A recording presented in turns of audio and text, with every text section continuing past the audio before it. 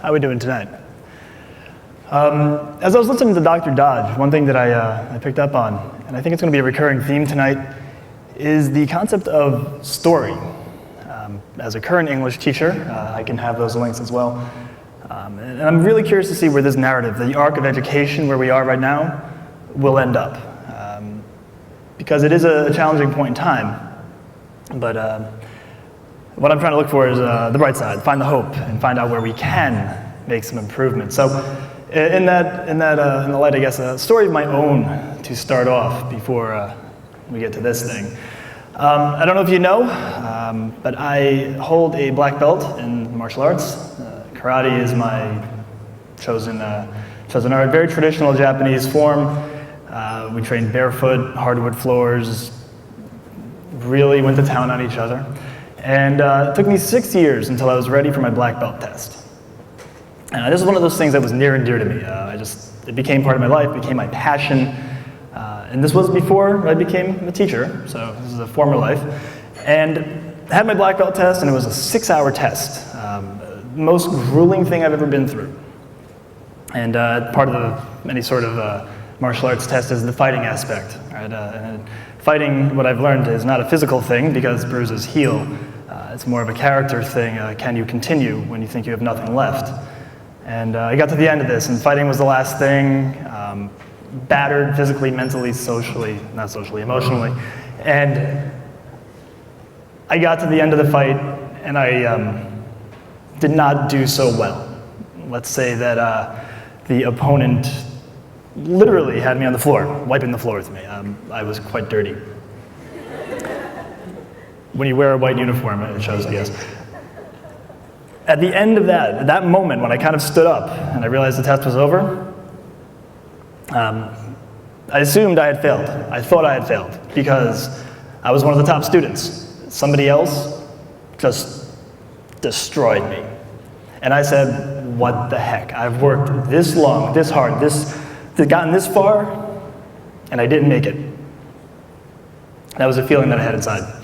I was wrong. I did make it. And my sensei, my teacher, when he gave me the belt, I said to him, I don't deserve this. And he said, and this is why you do.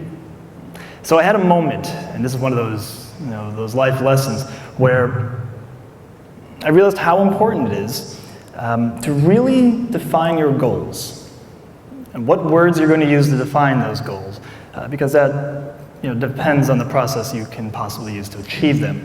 Stories, narratives, deal with words and definitions. And so tonight we get to my semantic argument about failing. And if I could sum up the entire thing, we don't know how to fail. And that's my concern. To start, we have success. We all know what success should be, right? We get better. We end up in a better position than we were. It's an improvement in your lot in life, achievement, whatever it may be. As teachers, as school system, we preach success. Everybody must be successful. Everybody must pass the test, read the book, write the essay, get the A, SAT, ACT, Ivy League, all right? Or can you be successful in other ways? Is it eventually getting the big house, the big paycheck, right? The fancy cars, the 17 TVs in your house? Or is it reaching out to help somebody? Is it learning the empathetic connection? Right? Is it working together to create a better society, a better world, a better democracy? Right? We have that responsibility to each other. When we don't succeed, many of us say that we fail. I mean, just look at some of the words up there. It's a non-performance. It's an insufficiency. It's a deterioration of strength. I think we see this, and I see this with my students all the time. I have an issue right now, which is, I think, typical to teachers, seniors about to graduate, making some bad choices, maybe not graduating. It breaks my heart. Right? I mean, this is happening to me, to them. And what I try to find is, how do I get the lesson in there? How do I get them to see where they went wrong?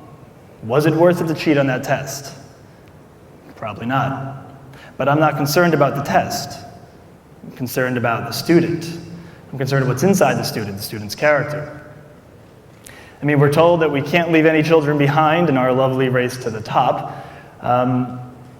Races, winners and losers, right? You either win the race or you don't. I mean, think of the semantics behind what the federal government is given to us here. In order to be successful in education, we have to win the race. That's a competition. It's an us versus them instead of an us and them, and I am not at all comfortable with that. A little pointing image here, you can see the pencil point. It's a broken pencil. It's a broken system. We can't continue on with the cult of Scantron. All right? I mean, you have 5 answer choices, A, B, C, D, or E, and life is not that defined. Life is not that simple. All right? Sometimes I want to bubble in between the boxes or around the boxes, or you know what? Bubble the answers in the shape of a giant question mark, just because. What we're doing is creating a series of rigid definitions. We're putting students, you guys, we're putting you in a box. And that box is not going to help anybody. Students? You ever feel like that? Maybe last week, month, APs? Every day we go. That's sometimes how I feel when I have to grade your essays. Kidding? The problem that I see here, I see a student who has given up. This student might be incredibly successful. I mean, she's reading big books, but what is she doing with it? I see a zombie. All right, now I happen to love the zombie genre, but not in this way. It's just too real for me. I see a student here who, to use Dr. Dodge's quote, is burned out. That fire is gone. All right, somebody dumped the proverbial water over her head. Her hair looks great though, so. This is where we shouldn't be, right? And this is not a good thing. So what I'm here to do today, and this is not my original statement or semantics over here, I got this from a conference I attended, is to redefine the word fail. What if we shift our perspective? Instead of calling it failing, call it what it really is, learning. Nobody ever made it in this world without failing at something. Right? It's not the answers necessarily that you get, it's how you get there. Learning is a process. We have to make attempts. Some of us have to make lots of attempts. I mean, the world is full of people who failed on the first try. Right? I mean, I know Steve Jobs, a certified Apple fan, just throw it out there, right? He got booted out of his own company. But then somehow magically came back and reinvented the world with everything. Right? I mean, you have Michael Jordan. Right? He didn't do well at the beginning of his career. The Beatles, who aren't up there, nobody would ever hire them. And look where they are today. They're in part of our history books. And sometimes success takes steps. Did you know that it took them 40 tries to get that correct? Anybody curious about what WD-39 looked like? I don't know. Going on the line here, Thomas Edison, we give him lots of credit for inventions and light bulbs above our heads and all symbolic stuff here. I can guarantee you those light bulbs were not coming on overnight. It was a lifetime of trying, failing, before succeeding.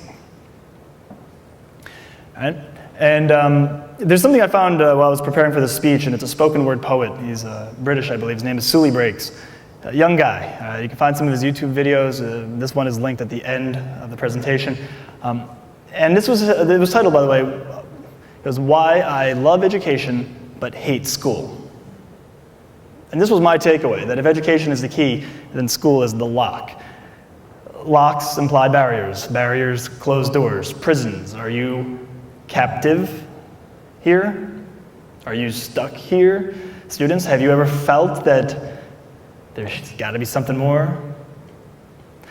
And what if you're at the top? What if you're the ones who have always succeeded? What about the ones who haven't succeeded? The ones who we look at and say, you are a failure. Not that you failed, but you're a failure, right? We have to change these semantics. We have to change our approaches over here. I want to make sure that we stop focusing on the answers. That's Scantron, that's gotta go. I want to be making sure that we ask the question why. And I would say more importantly, why not?